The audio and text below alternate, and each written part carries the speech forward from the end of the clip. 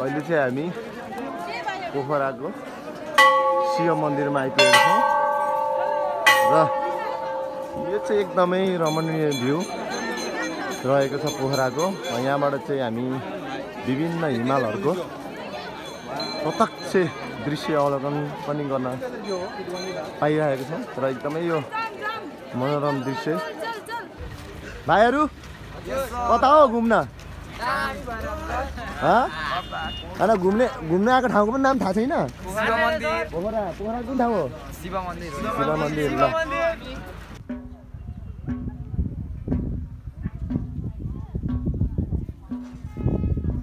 ल नानीहरू पोखरा कस्तो लागिरहेछ? रमाइलो?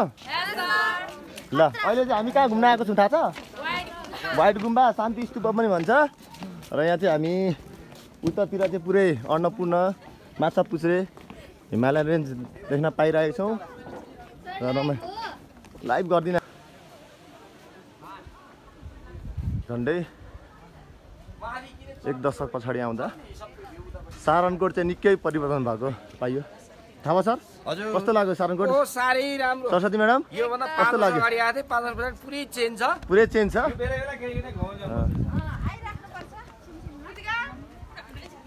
युना बहिनी कस्तो लाग्यो सारनकोट? दामी लाग्यो? राम्रो छ भाइहरू सारनकोट?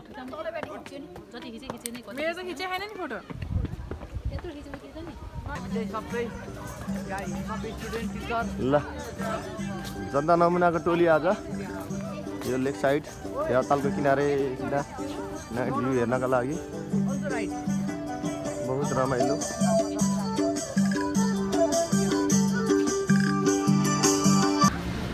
अहिले चाहिँ हामी जनता नमुनाका विद्यार्थी भाइ बहिनीहरूसँग चाहिँ पोखराको लेक साइड एरियातिर घुमफिर गरिरहेका छौँ र नानीहरू पोखराको लेक साइड कस्तो लागिरहेछ? इभिनिङ भ्यू चाहिँ राम्रो छ होइन? ल जनता नमुनाका 11 र 12 कक्षामा अध्ययनरत भाइ बहिनीहरू पोखरा कस्तो लागिरहेछ? लेक साइड दामी लागिरहेछ? ल इन्जोय भइरहेछ होइन?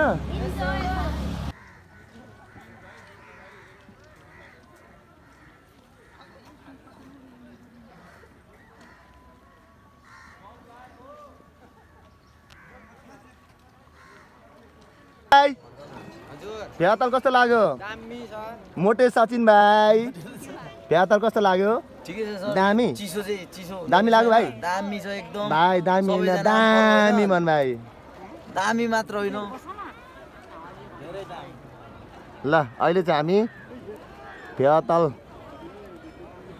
बोटिङ गरिरहेका छौँ र चाहिँ माछापुच्छ्रे हिमाल पनि देखिरहेका छौँ। ताल बाराई मन्दिरतिर चाहिँ प्रवेश गर्दैछौँ।